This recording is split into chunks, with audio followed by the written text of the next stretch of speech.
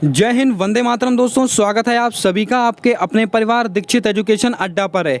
दोस्तों आप लेखपाल, पुलिस, सुपर टेट कोई से भी परीक्षा देने जा रहे हों, आपको यहां से 2 से 4 नंबर मिलने वाले हैं। जी हां दोस्तों, भूगोल के टॉप 50 ऐसे सवाल जो परीक्षा में पूछे गए हैं। दोस्तों सारे सवालों को आप अपने वन लाइनर नोट्स के रूप में नोट करते चलिएगा। आपको कहीं ना कहीं सवाल देखने को मिलेंगे, कहीं ना कहीं नंबर दिलाएंगे आपको ये सवाल है। दोस्तों निम्नलिखित में से नॉर्डिक देश नहीं है, बहुत ही चर्चा का विषय बना हुआ है। नॉर्डिक देश है, डेनमार्क नहीं है, स्वीडन नहीं है, फिनलैंड नहीं है, ऑस्ट्रेलिया नहीं है। क्या होगा इसका सही जवाब? दोस्तों इसका सही जवाब होगा ऑस्ट्रेलिया।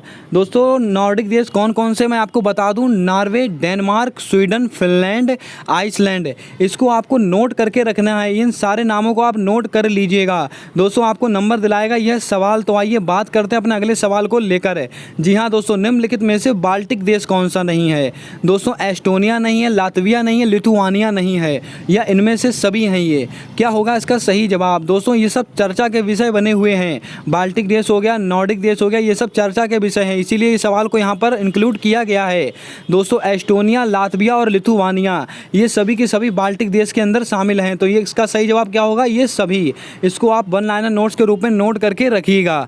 तो आइए बात करते हैं अपने अगले सवाल को लेकर। दोस्तों हमारा अगला सवाल है, हॉर्न ऑफ अफ्रीका से संबंधित देश नहीं है, जिबूती, इथोपिया, सोमालिया या ब्राज़ील। क्या होगा इसका सही जवाब? दोस्तों आपको बता दें कि हॉर्न ऑफ अफ्रीका के संबंधित 4 देश हैं। कौन कौन से हैं? जिबूती है, इथोपिया है, सोमालिया है और इरिट्रिया है। इसको आपको याद में रखना है। तो इसका सही जवाब क्या होगा? ब्राज़ील। इसमें से ब्राज़ील जो है वो हॉर्न ऑफ अफ्रीका से संबंधित देश नहीं है। दोस्तों ये जितने सारे आपको सवाल कराए जा रहे हैं वो किसी ना किसी परीक्षा में पूछे गए सवाल हैं। तो आइए बात करते हैं अपने अगले सवाल को लेकर। दोस्तों नीलगिरी की सबसे ऊंची चोटी कौन सी है? बहुत ही महत्वपूर्ण सवाल और काफ़ी सारी परीक्षाओं में पूछा गया सवाल है। किलिमंजारो, माउंट डेनाली, दोदा बेटा, माउंट एकांकगुआ। दोस्तों जवाब होगा क्या इसका? आपको बताना है नीलगिरी की सबसे ऊंची चोटी कौन सी है। तो दोस्तों आपको बता दें कि नीलगिरी की सबसे ऊंची चोटी है दोदा बेटा। आइए दोस्तों करते हैं सवाल का पोस्टमार्टम। किलिमंजारो किसकी है? अफ्रीका की सबसे ऊंची चोटी है। माउंट डेनाली किसकी है? उत्तरी अमेरिका की। और दोस्तों माउंट एकांकगुआ किसकी है? दक्षिणी अमेरिका की। इसको भी आपको नोट करके रखना है। दोस्तों एक सवाल से आपको 4 से 5 सवाल यहाँ से मिल रहे हैं। सारे सवालों को आप नोट करते चलेगा, आपको कहीं ना कहीं नंबर दिलाएंगे ये सारे के सारे सवाल है। तो आइए बात करते हैं अपने अगले सवाल को लेकर। जी हाँ दोस्तों, कर्क रेखा को 2 बार काटने वाली नदी कौन सी है? बहुत ही महत्वपूर्ण सवाल और बहुत ही बारीक सवाल है। माही नदी, लिम्पोपो नदी, कांगो नदी, नर्मदा नदी। क्या होगा इसका सही जवाब? तो दोस्तों इसका सही जवाब होगा माही नदी।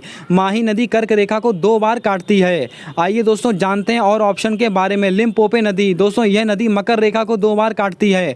और कांगो नदी किसको काटती है? भूमध्य रेखा को 2 बार काटती है। इन तीनों को आपको याद में रखना है, आपको परीक्षा में ये सवाल देखने को मिलने वाला है।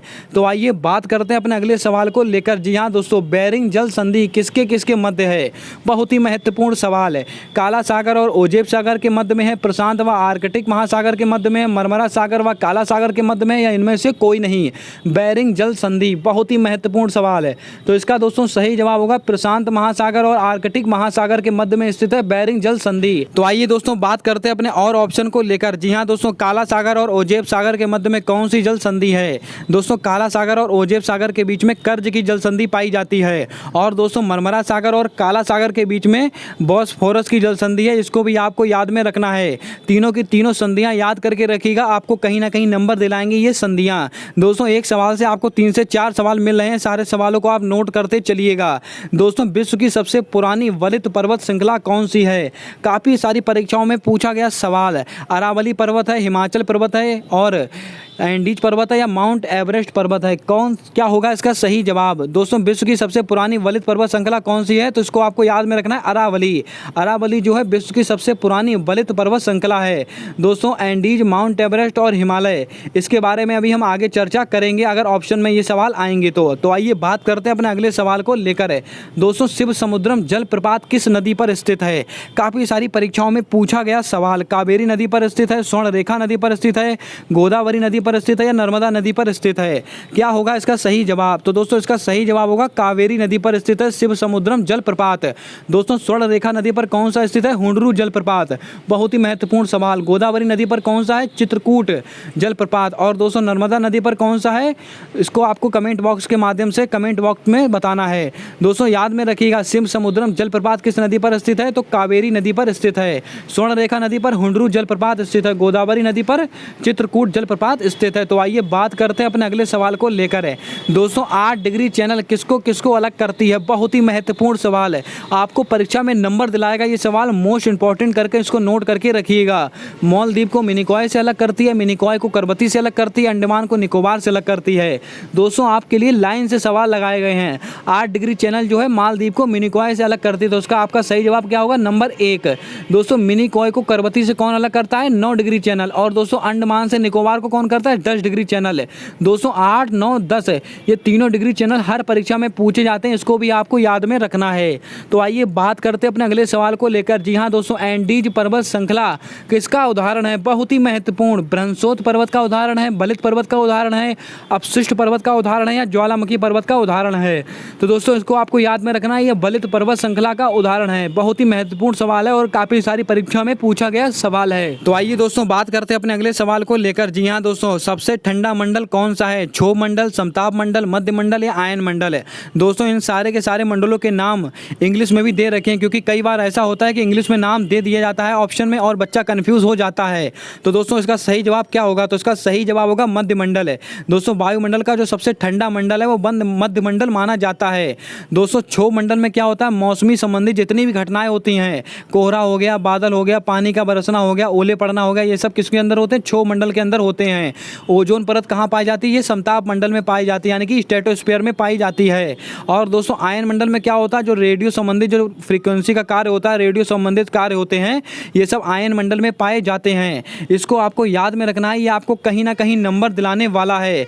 तो दोस्तों सबसे ठंडा मंडल कौन सा हो गया? मध्य मंडल। मध्य मंडल को क्या कहते हैं? मीसोस्फीयर है। इसके इंग्लिश में भी नाम याद रखिएगा, क्योंकि दोस्तों परीक्षा में ये इंग्लिश के नाम काफ़ी कंफ्यूज कर देते हैं।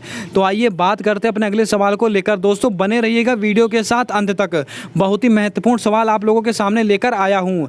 दोस्तों पृथ्वी की भू परपटी पर पाया जाने वाला सर्वाधिक तत्व कौन सा है? ऑक्सीजन है, नाइट्रोजन है, सिलिका है, मैग्नीशियम है? बहुत सारी परीक्षाओं में पूछा गया सवाल और बहुत ही महत्वपूर्ण सवाल है। क्या होगा इसका सही जवाब? पृथ्वी की भू परपटी पर पाया जाने वाला सर्वाधिक तत्व कौन सा है? तो आपको याद में रखना है ऑक्सीजन। इसका सही जवाब क्या होगा? ऑक्सीजन है। दोस्तों काफ़ी सारी परीक्षा में पूछा गया सवाल है, इसको आप नोट करके रखिएगा। तो आइए बात करते हैं अपने अगले सवाल को लेकर। जी हाँ दोस्तों, दक्षिण भारत की सबसे लंबी नदी कौन सी है? नर्मदा नदी है, कावेरी नदी है, गोदावरी नदी है, कृष्णा नदी है? बहुत ही महत्वपूर्ण सवाल, काफ़ी सारी परीक्षाओं में पूछा गया सवाल है। दोस्तों दक्षिण भारत की सबसे लंबी नदी कौन सी है? गोदावरी नदी। इसको आपको याद में रखना है। आइए दोस्तों बात करते हैं नर्मदा नदी को लेकर। दोस्तों इसके ऊपर क्या है? धुआंधार जलप्रपात स्थित है नर्मदा नदी के ऊपर। और दोस्तों गांधी सागर परियोजना भी नर्मदा नदी के ऊपर स्थित है, इसको भी आपको याद में रखना है। दोस्तों एक सवाल से आपको 3 से 4 सवाल मिल रहे हैं, सारे सवाल नोट करके रखिएगा।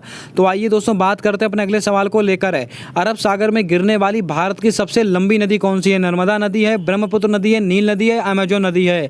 क्या होगा इसका सही जवाब? दोस्तों तो इसका सही जवाब होगा नर्मदा नदी। अरब सागर में गिरने वाली भारत की सबसे लंबी नदी कौन सी है? नर्मदा नदी।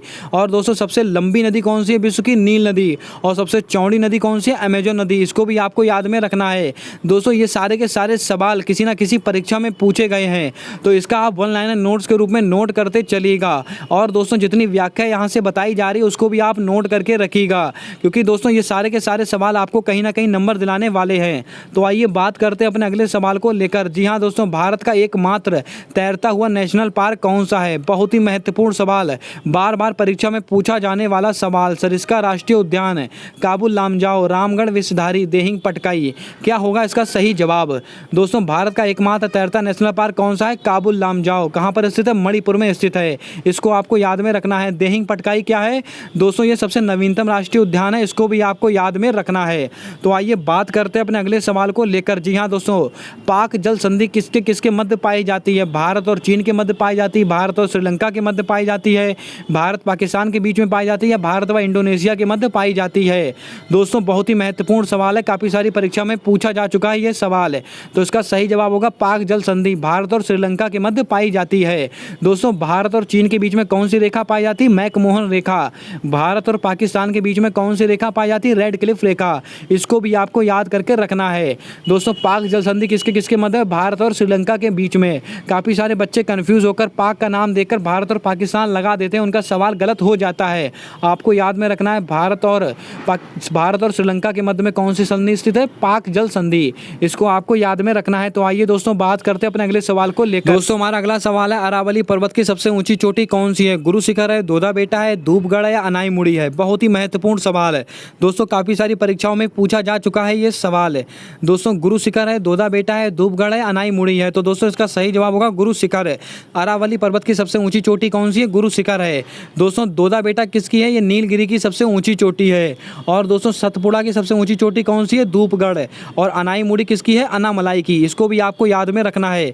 दोस्तों एक सवाल से आपको 4 से 5 सवाल देखने को मिल रहे हैं। सारे के सारे सवालों को आप अपने वन लाइनर नोट्स के रूप में नोट करके रखिएगा।